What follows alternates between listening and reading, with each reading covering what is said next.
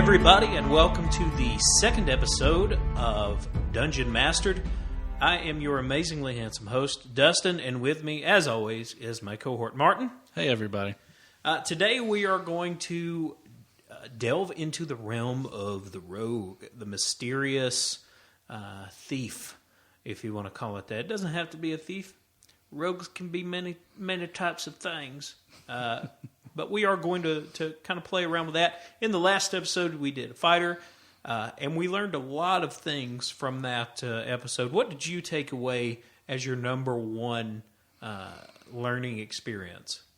I think one of the biggest things that I took away from it was just the simple fact of how different the rules are now for us coming from an experienced background that's very old school.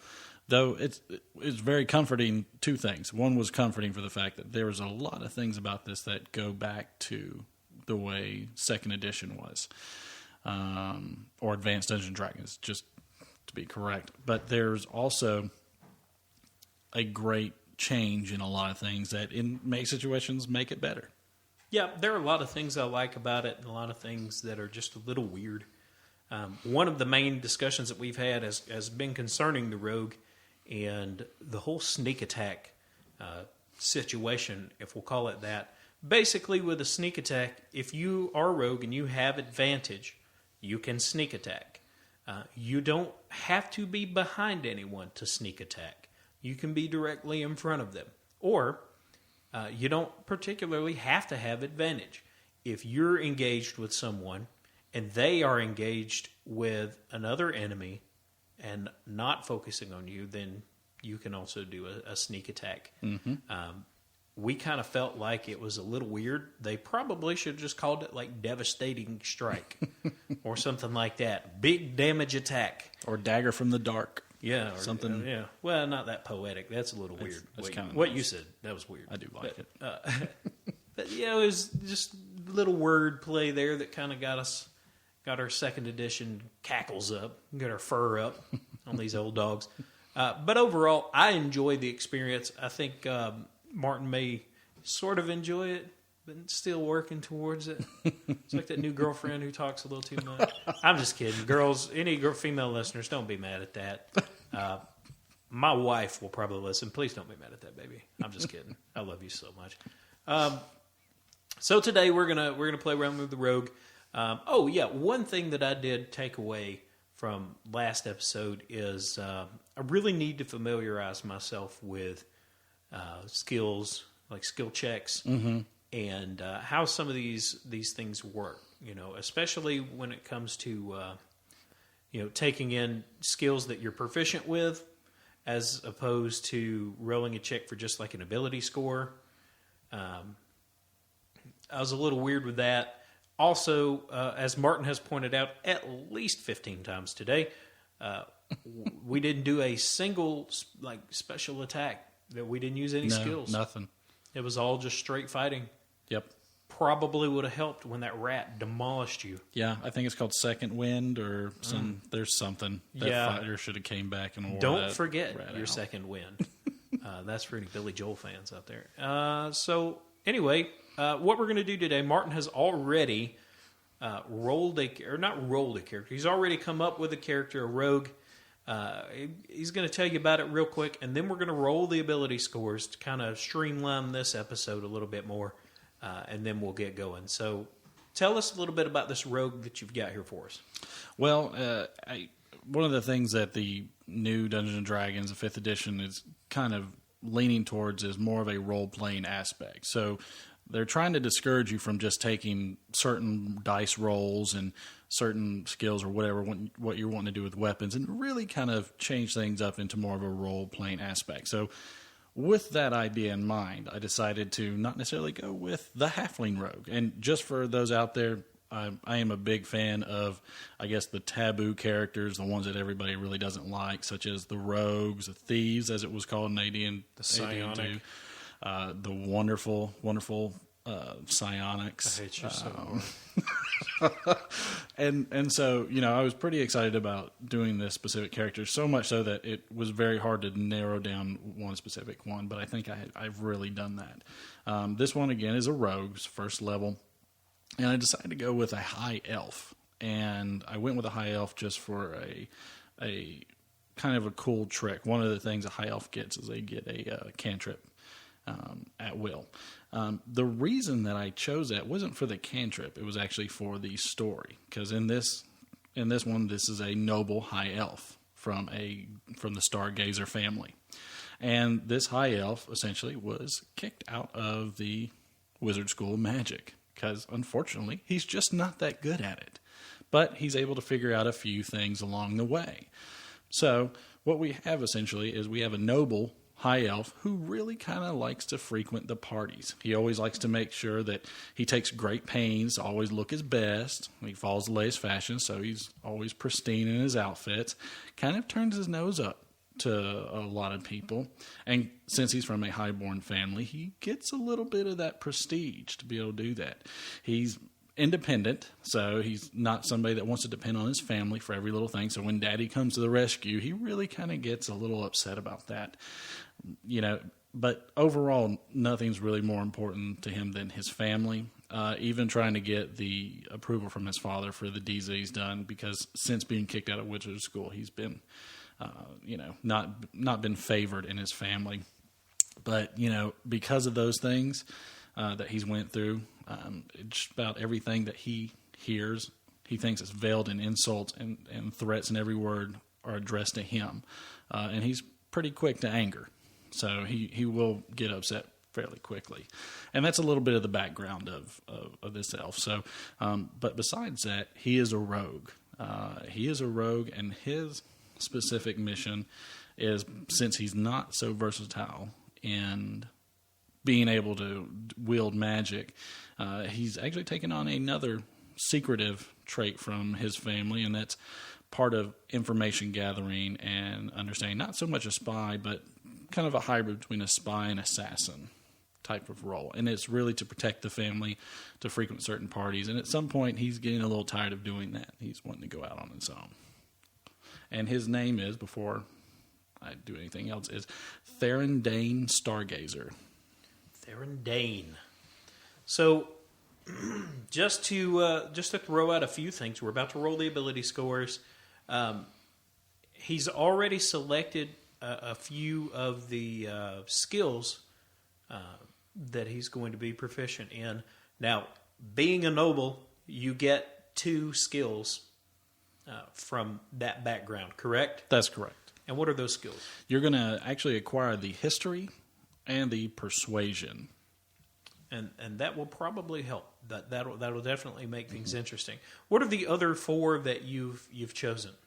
Well, the other 4 are a little bit different than I guess your normal rogue would pick, but in the spirit of this being kind of a snooty noble, however, though he is intelligent, has a good idea of what he's able to do, I gave him a few different things to allow him to protect his family. One of those was insight. Insight is going to allow you to really kind of gauge a person's attitude, mannerisms, and figure out what's going on with them and what their intentions are. I also got investigation. Investigation is exactly what it is. You investigate an area so you can see what's going on, whether there's possibly a trap or how you would do that. And then you also have perception, which is another big one. So all 3 of these are very much trying to perceive, figure out what's going on, whether it's with a person, an area, combat, whatever it is. I also have in there stealth. Stealth, I thought, was a big one. It kind of gave him the James Bond kind of flair where he could just disappear in a second. Right. It's kind of it's one of the trademarks of a typical rogue. Correct. It's one of those things that you don't have to use to be a rogue, but it is what most people. I think that may come from a World of Warcraft kind of background. You need to go invisible so you can stab somebody in the face. So let's go ahead and roll your scores. And again, we use the 4-6 method, where you roll 4 6-sided dice. You take the highest 3 and discard the lowest. So let's go ahead and roll the first score. We've got a 6, a 3, a 2, and a 1, so that's going to be a 9. Nope, it's bad math on my part because I'm ignorant. That's going to be 11. We've got a 6, a 5, a 4, and a 3. That's called a small straight in Yahtzee. So that is whatever that math is, 15. We've got a 5, a 3, a 2, and a 1. So that's going to be a 10. We've got a 6, a 3, a 1, and a 1. So that's going to be a 10.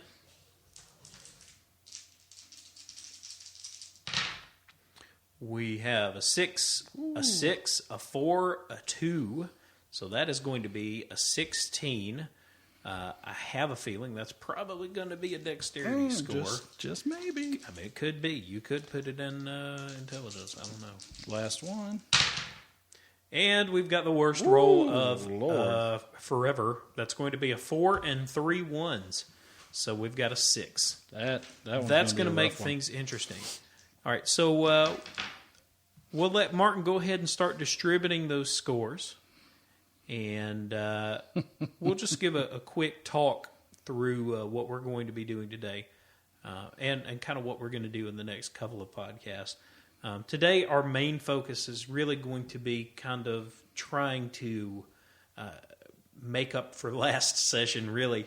We're going to be looking at working in skills a little bit more. There may be some combat, who knows? How it's going to go. We really just kind of let things flow free. Just so that we don't have to do any kind of crazy explanations beforehand or really worry about being accurate. We're going to be in a setting that has no name. Really not going to throw out names of NPCs unless they are extremely important to the story.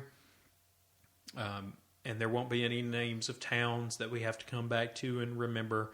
Later on, when we start up our campaign, that will be the case. We will have that stuff. But for right now, it's mainly just to, make it easier for everybody so that you don't have to worry about the name of a town or a person. You can really just focus in on what we're about to do. Okay, so you've got your skills ready, I think. Why don't you go ahead and read them off. Tell us what each skill is and what the score you've assigned to it is. Okay, and like we went over briefly with the skills, the history is a big one. That's one of his. The ability score. I'm sorry, not skills. Sorry. Read the ability score. So we went to a very, as Desmond pointed out earlier, a very weak rogue. We actually took that 6 and put it to strength, which that hit him with a -2 penalty. The next was dexterity as a 16, which was really good. Constitution of 11, so it kept that flat. We had an intelligence of 15. As you'll remember, we had 115 in there, but high elves or elves get a +1 to their intelligence, so that bumped that to a 16, which gives it a +3. So that was really cool, because with those ability scores, you really see the modification difference on the even numbers. You have a wisdom of 10, which is a 0, and then a charisma of 10, which is also a 0 for modification. Right. Now, one of the rogue things you get to do is what they call expertise, and that's where you choose two proficiencies from your skills, two proficiencies from your skills, or one skill and your thieves' tool. Correct. So to say, and your thieves' tool uses your proficiency bonus. So Martin elected to do thieves' tools for one of his specialties, and his proficiency bonus is a +2. So now when he uses his thieves' tools, that will be a +4, because what you have expertise in, it doubles your modifier for that. And what was the other? The other was we went very traditional on this one, which was the stealth. And his stealth was a +5. It was his proficiency bonus of +2 with his +3 from his dexterity of 16, so it was a +5. Expertise doubles that roll, so now it will be a plus 10. If we have any of that incorrect, you can feel free to contact us on the non-existent forums and the non-existent email that we have currently for that. I'm sure one day when we set that up, someone will go back and listen to these and destroy us for our inaccuracies. Nonsense. But, you know, it's a learning experience. We'll check on it later, but I'm pretty sure that's how I interpret the rules. And that's what we call DM discretion, buddy. So, all right, so we're going to go ahead and get started. We've got everything we need here ready to go. So, you ready? Yep. All right. Before we start, we want to mention a couple other things. So we're not ready. Sorry, we are not ready. He does have a few little things that are just part of the starting class that you get when you're actually picking out each class, so you'll have your starting information. For him, specifically, he has a playing card set because nobles like to play cards, fine clothes. He's got a signet ring with his family crest, scroll of pedigree, which I thought was interesting. They use pedigree as part of that. Just a simple purse. He'll have, if depending on the situation, leather armor was just part of that pack. So was the burglar's pack and thieves' tools. So that's just an example of starting equipment. Doesn't necessarily mean that's how we start him off, because in an adventure you never know. Right, and in the last adventure we started unconscious in an alley with nothing, so we kind of wasted all of the starting gear. It was gone. Pretty much the only thing you found was a scabbard. Right. But let's go ahead and get started. We'll get this show on the road here. Quit with all of this 15 minutes of foreplay. Tomfoolery. Yeah, just straight up tomfoolery. All right. So you, Mr. Stargazer, were sent on sort of an ambassadatory. Is that a word? I don't know. Ambassadatory. You're an ambassador. Correct. To another area. And in that particular area, it's a human settlement. Mm-hmm. You are in the company of a whole party of nobles. So it's a large event, a large-scale event. And you are mingling with all of the other nobles from that particular area. You are dressed in your fine clothes. It is what you would typically expect from a big, noble get-together. Mm-hmm. So there you are. Well, in the spirit of this character, we're going to start off by just kind of looking around the room right now and really investigating and everything, taking a lot of what he does, which is kind of that spy-ish type thing, and really go after it. So I think one of the first things I'm going to do is I'm going to observe the room completely and probably utilize my perception. Okay, go ahead and roll me an investigation check. Okay, we'll use investigation. So that's a 13, mm-hmm. And you're going to add your bonus of? +5. +5 to 18. All right, so you're looking around, and you're just kind of taking inventory of what's going on. Lots of humans, a lot of which are just kind of, you notice that a lot of them are looking at you. All right? You're obviously the only elf in the room, other than the retinue that came with you. But in this particular area, they're not with you. Right. So you are the only elf in this room. So you're sort of a spectacle. You do see a lot of folks who are off, on another side of the ballroom that are sort of cutting eyes at you. They're not out and out, making any kind of mean mugging, so to say. They're not really looking at you in an aggressive way. But you are familiar enough with body language to know that they are not uncomfortable, but they don't like the fact that you're there. Right. There is one gentleman who is just a little bit shorter than the others, but he's dressed extremely nice, who seems to be just kind of floating from group to group. And every group that he leaves, They seem happier than when he got there. And you do see, sort of in the middle of the room, you see what you recall as the human that threw the party. You don't necessarily remember his name because I don't think you care that much, but he is kind of floating around, and people are crowding around him. So he's obviously the center of the party at this point. And there's a completely drunk woman right beside him who you can tell is his wife. But you notice that also that guy keeps looking off to a corner where a very pretty, fair-skinned, red-headed serving lady is also at. So you get the impression that there's something there. But just from that inventory, from that bit of investigation, that's what you can take from the room. And do we know what my invite for this one specifically was? Is there a certain... It was an invite to your family, and your family gets those all the time. For some reason, there's this idea that having the elven noble family of Stargazer is that's what makes your party the greatest of all time. So your family gets those all the time, and typically they don't ever respond to them.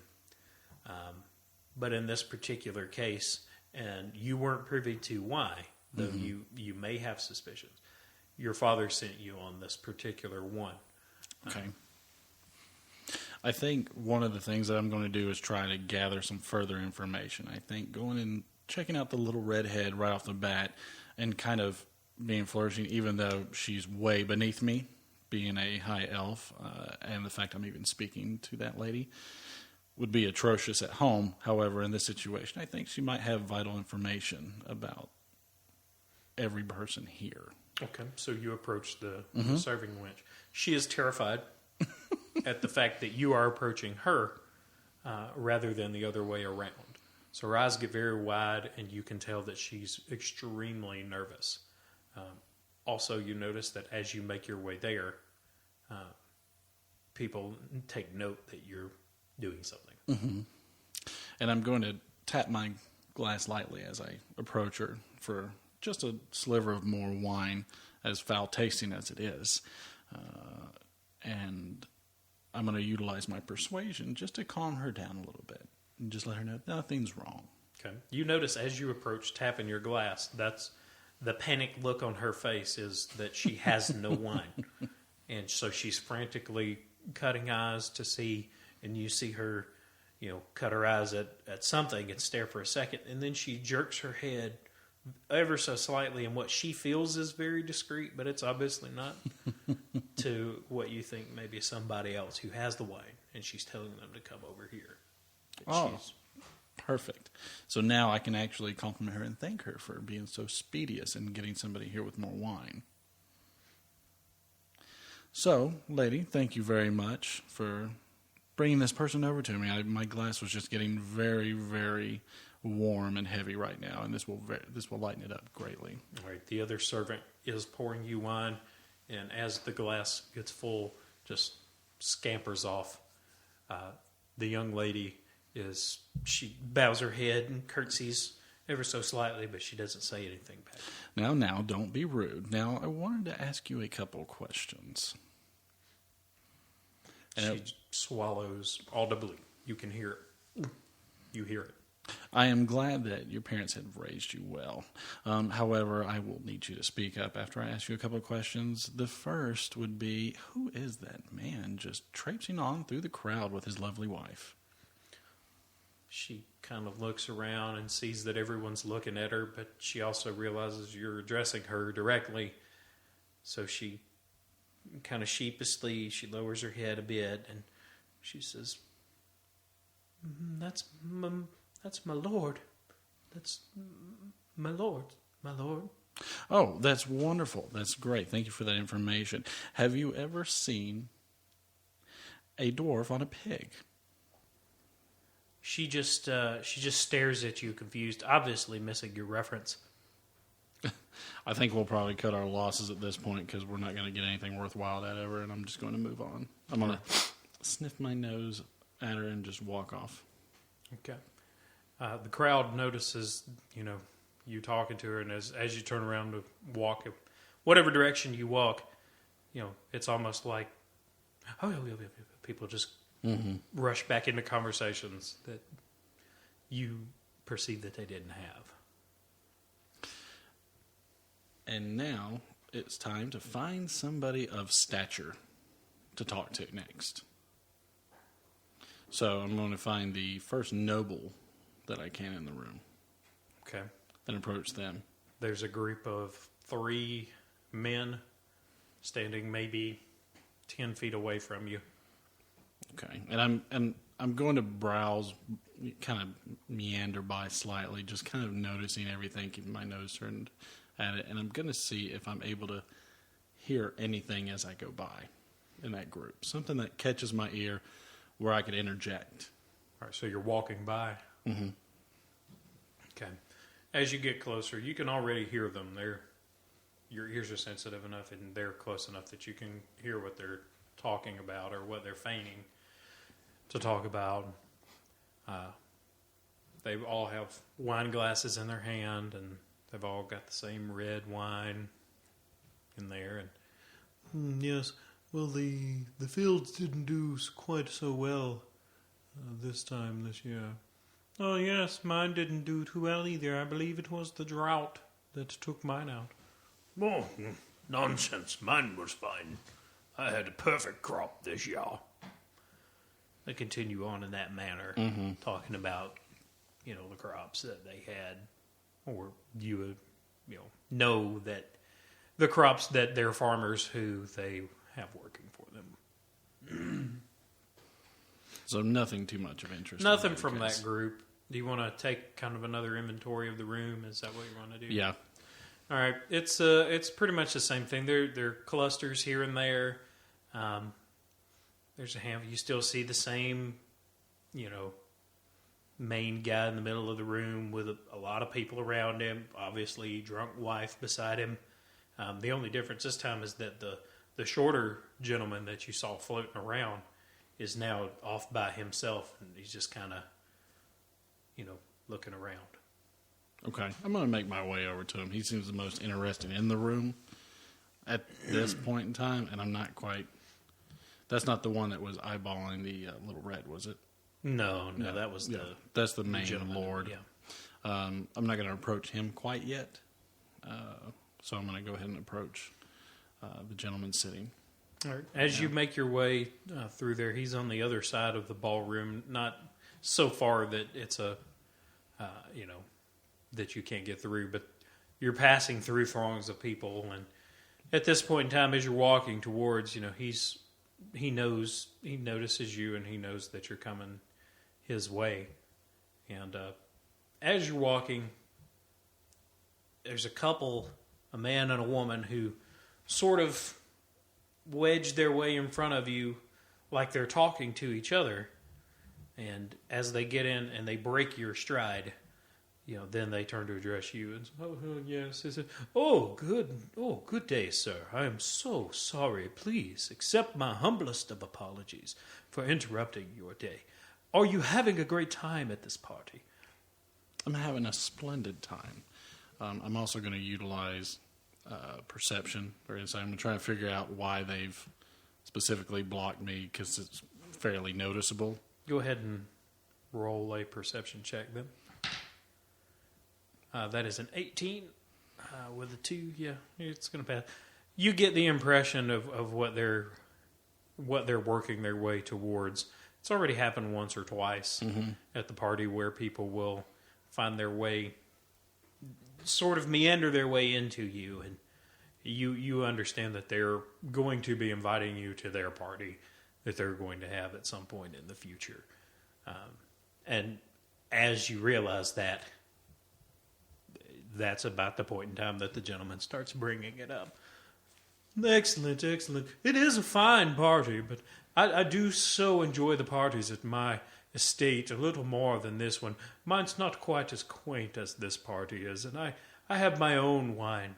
my own vineyard that we produce our own stock from. Do you have a vineyard where you are from, sir? We have many vineyards, but they're much higher than what you receive down here. I might have to bring you a bottle one day. I hope you don't have as rude of servants as this lord has at your party. Oh, dear goodness. I noticed you making your way there. Now that that's the case, I'm sure the word will get out and she will be fired immediately for such an offense. Well, the most interesting thing is our interjection that we had. Obviously, unfortunately, me being an elf, all you humans look alike, and your status is fairly unknown based off of your common drab. You don't really have any insignias of status in your houses, much less except for just the colors that you're wearing. And in her case, she just was very dull and took so long to get me another glass of wine. I'm hoping this doesn't happen again. So you do have better servants at your party? Oh, by far. We take quite excellent stock from the villages. Only the finest of servants in our place, for only the finest of wines from our vineyards, only the finest of foods at our finest of parties. You can rest assured that the balls that we hold are much more extravagant than the ones here. Excellent, because I would hate to report anything to my dear family, and especially my dear father, who produces so much in your country right now, especially since all the fine elven clothing that we're providing and the like. I would like to also kind of see if you have any information about this lord here. We'd love to understand a little bit more about him and how graceful he is with all of his guests. He's just so nice, but I'd really like to know a little bit more about his business and trade. Oh, certainly, but I doubt that there's anything that I could tell you that you don't already know. I mean, you've accepted the invitation here. Certainly, you know more than I could ever lead on to know. But I would be most happy to tell you what I could. You look like a very intelligent man, and I can tell just from your mannerism that you have a high esteem in this public gathering. I'd love to really persuade you to just open up to me a little bit about this great lord. Nothing that I would tell anybody else, of course. So as he's about to say something, his wife just kind of, just really shortly, just gives him a little jab with the elbow, and he doesn't make a face, he doesn't flinch or anything, but you notice it, just the slightest little movement. And as she does so, he looks and opens his eyes as if he's looking at and seeing someone from afar. And he's like, "Oh, goodness, Reginald, I see you. Sir Elf, please forgive me. It's a dear friend that I haven't seen in such a long time. Would you please forgive me and excuse me?" Absolutely. And he makes his way off. Now, I'm assuming I got a clear shot to the gentleman sitting down. Well, you have a clear path to where he was. He is no longer there. Okay. So I wasn't able to keep an eye on him while... Not while that was going on. Right. I think we'll just go ahead and take one more scan of the room and probably take a look at some of, if there's any architectural work around, just to kind of gather and utilize my history perception to see what, kind of what the family lineage is. Is there anything I can utilize to talk to the Lord directly? As even though being invited, usually I would wait to be approached by him first. I wouldn't want to go interrupt him while he's walking around. Also, probably utilize anything I can to gather some information on those that are kind of giving me the stink eye. Okay.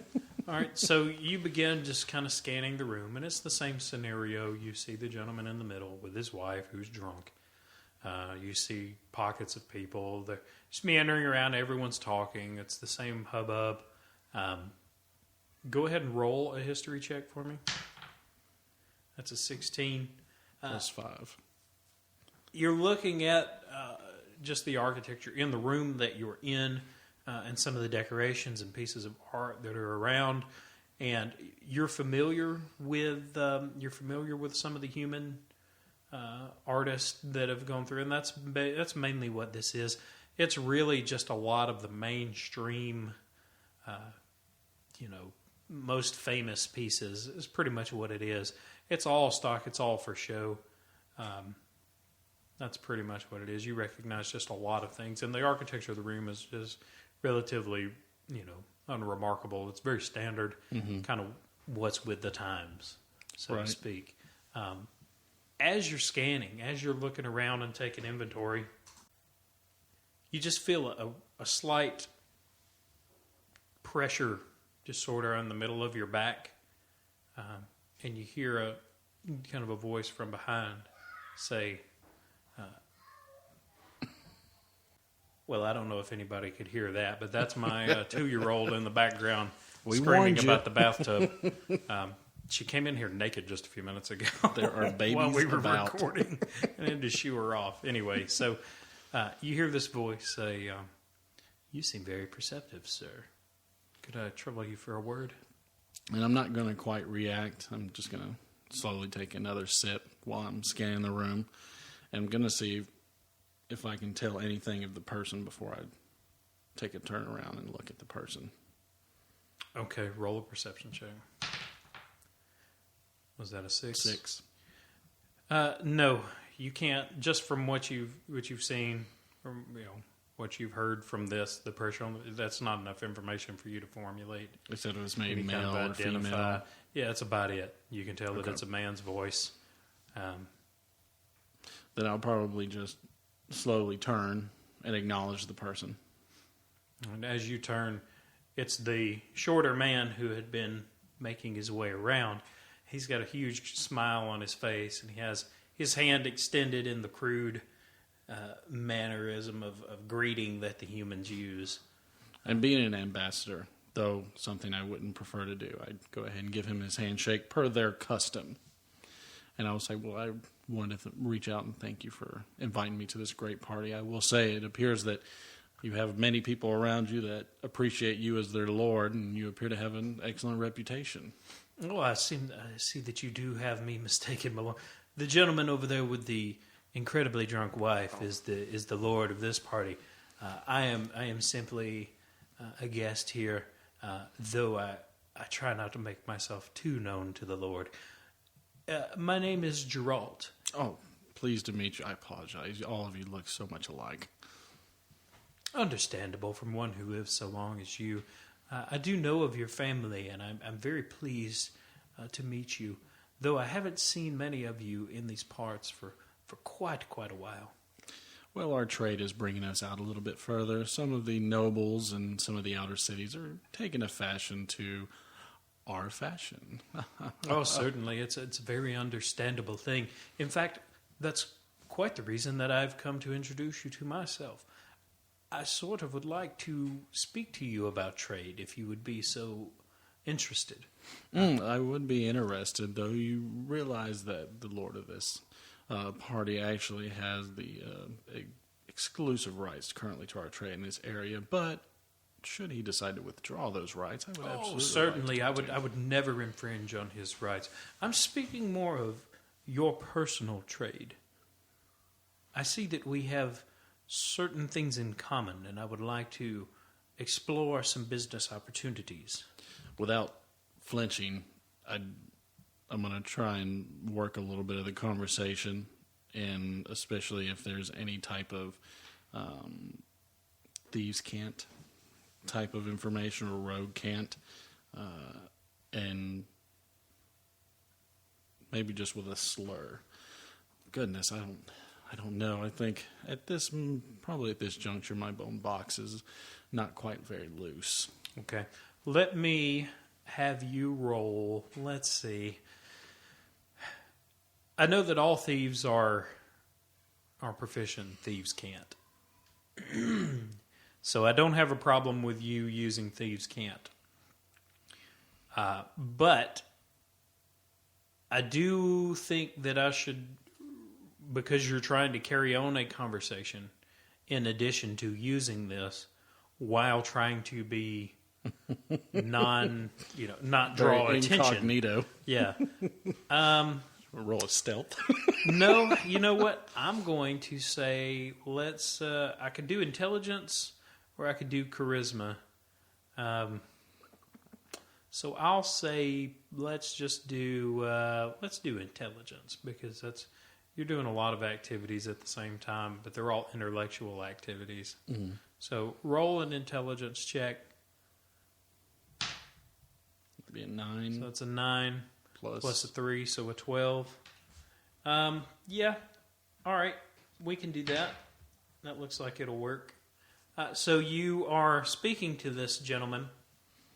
As you're speaking, we're not going to do that here. You carry on about various shipping rights and blah, blah, blah, blah, blah. But as you're doing that, you're subtly gesturing to anyone out there that may be looking. It would look like you're doing, business. Yeah, and you're just gesturing to each other dramatically. But to each other, you understand what's happening. You do that, and he does. You make your first sign. What do you say with your thieves' cant? The thieves' cant would be about the bone box, which is essentially your mouth. And if you die, it's just a bone box. So anything that could get you killed would mean that you're running your bone box too much. All right. So as you're talking, he signs back to you. And I just want to throw this in there. I've just realized that should be a deception check, which is a charisma thing, rather than an intelligence. But we'll just keep going just for the sake of story. So as he's jabbering on and you're jabbering back and forth, he thieves can't. He signs back to you basically to say, not worried. And he does a sign that kind of insinuates that he's the one in control of what's happening. Like this party. Well, of what's happening. It's basically just says, I have control. Got it. Of what, there's no telling. But. At which point, we're okay in the sense that at least I know that he's not full of it, just for the simple fact of being part of having a thieves' cant himself, which I would say is kind of like speaking Spanish. Depending on the country you go to, they speak a dialect of Spanish, but they're all in different forms, but you get the gist. So I'll casually discuss with him. So I would like to know what all you do know about my family. I know the generalities of what your family does, and I understand why having one of your family members here would be such a boon to anyone here in a social situation. But I reiterate, it's not your family that I'm interested in. There are business opportunities that someone of your persuasion seems to be more suited towards that I could particularly make use of. Well, depending on the situation, I could consider. However, it's such a lovely night, I'd hate to spoil it with just talking shop. How about we enjoy ourselves over a game of cards? He considers for a moment and kind of takes a sip of his wine and then brings it down and says, a very quick game, for the night is reaching its limit, and I must be out before a certain time. So we'll find a booth. There's a bench kind of off to the corner where there's not very many people. It's more servants over there. Mm-hmm. As you get closer, you don't worry about the servants paying attention to what you're doing. You feel like the way that they are so scared of you, and intimidated by you, it's not a big deal. I want to keep an eye on the room, too, at the same time. Do me a favor. Roll. Go up on your screen. What's your passive? Go up on your screen. Your passive perception. Okay. Just so I know. All right. So you go and sit down, and you have your cards. You start to shuffle out for a game, and as you're doing that, he starts to talk to you a little bit more. Tell me, are you quite good at your trade? I would say that I'm very good at my trade. We deal in a lot of fineries in the Elvish lands. A lot more finesse, I guess you would say. Which is probably why I deal cards so well. Certainly. It's a valuable skill to have, certainly around here. A man could make quite a penny off of being good at cards. I wonder if you see the opportunity in this room that I see. And before I would have your ear as far as the business opportunities that we can bring to you, I wonder if you see what I see. Okay, then I'm going to try and perceive exactly what his message is coming across as. All right. I'll let you do one more perception check, but I don't want to wear out perception. There's a lot to perceive. So What'd you roll? 12. And your modifier? 2. So 14. Mm-hmm. Okay. You obviously get the sense that there's something about this party that he's interested in.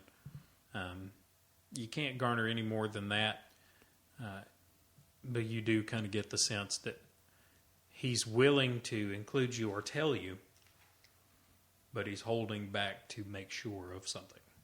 Okay.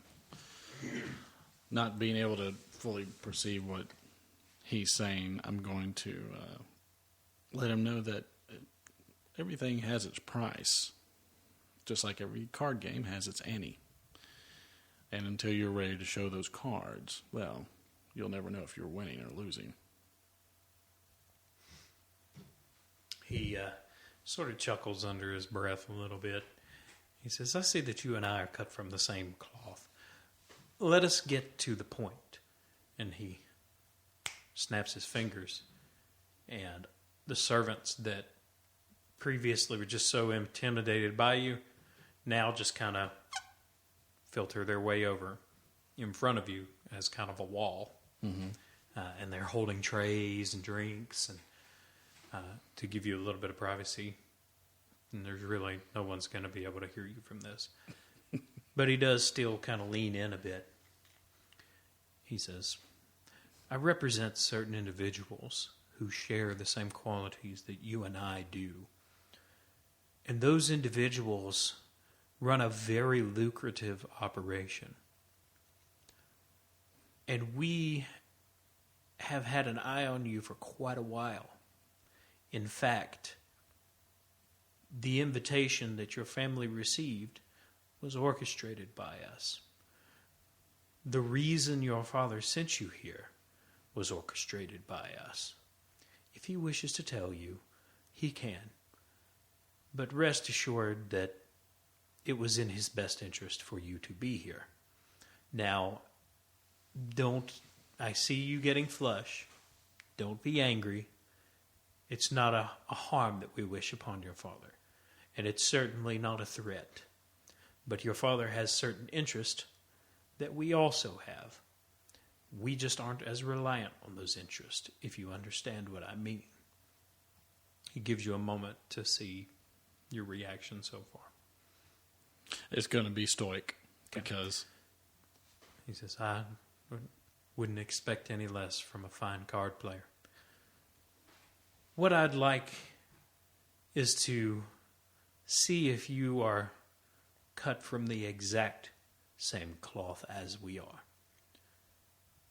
We have the means with which to not only further your family's influence and further your family's wealth, but to give you more influence and more wealth and sever your dependence on your family.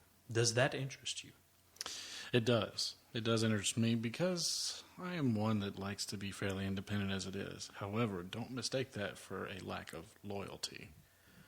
Certainly, I would never do such a thing. Let me be direct for a moment. He snaps his fingers again, and the servants start working with their trays and their, wine, and they're not doing anything to draw attention, yet they're making enough noise that you're not worried at all about anybody hearing what he says. And he comes at you very directly. I would propose a series of 3 tests for you. Upon completion of each test, I will give you an assurance. For the first test, I will assure you that your family's wealth will increase. Upon completion of the second test, I assure you that your wealth will increase. And upon completion of the third test, I will assure you that your influence and power will increase, and you will no longer be reliant on your family. However, I will not tell you what these are until you agree. And I wish for you to understand one thing. If you disagree and do not want to do this, you must say now, and we will separate.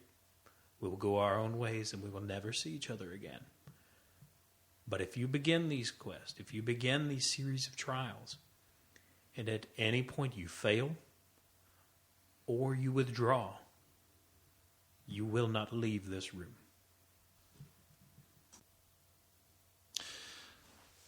I do like the proposition.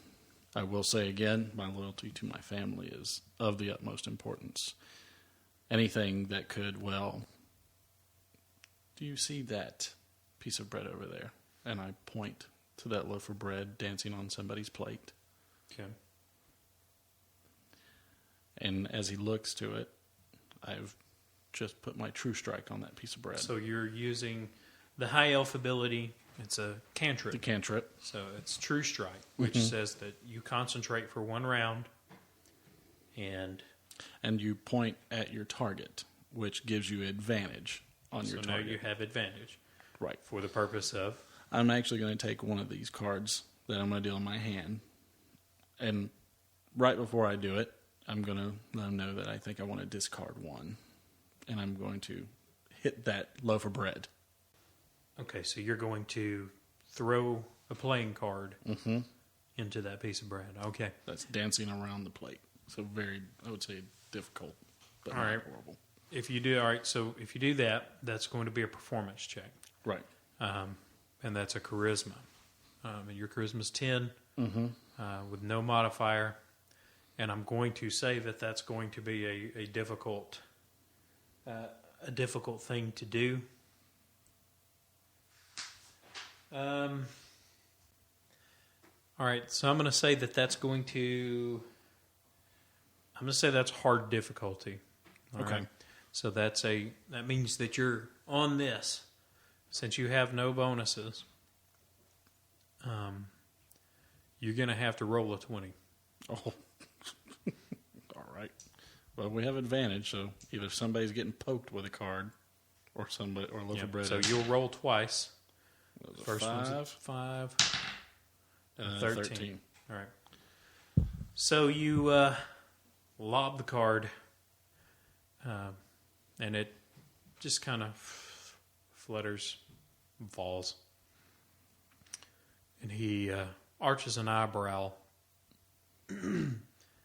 Yeah, in what you can tell is just a very open way of letting you know that you didn't have to do that. So he clears his throat, and he says, "Let's hope that you perform better at the tasks than you do with cards." And he takes a card from you, and he throws it at the piece of bread, and it flutters down, and he chuckles, and he says, "No one could do that." It's very drafty in here. So do you agree? Do you wish to partake? As long as my family's untouched, we have a deal. So he holds his hand out in the traditional human handshake. Mm-hmm. You take it? Yep. All right. As he's holding your hand in this handshake, he says to you, "The pact is sealed. There is no turning back. If you attempt to withdraw, we will kill you." And if my family's harmed, I will come after you all. He chuckles a bit. He says, "I would expect such bravado." Your first task, sir, is very simple. One of the earliest tasks that we give to our initiates is to collect things for us. There are many things in this room, particularly things on the persons within this room. I fancy myself a bit of an appraiser, and it's a bit of a hobby for me. So, your first task is to appropriate approximately 500 gold worth of materials from the people in this room. And if you are caught, we will not help you. I will be gone long before you are arrested. But you will never make it to prison. And with that, he just leans back and just watches you. And then I'm going to flip over my hand with the whole set of the highest cards. And let you know, well, it begins. And then we go into business mode. All right. Well, I think for this particular podcast, we've gone a little longer than we intended. We're right at an hour. So what we'll do, we'll break this bad boy into 2 parts, and when we come back for the next episode, we'll get into those 3 trials, and we'll see how our old fella does. Anything to add before we close out? No, definitely, every little game starts a little different. You never really know what's going on until it starts to develop a little bit. So you definitely can kind of feel out there, just kind of floating around, trying to figure out what you're trying to make of something.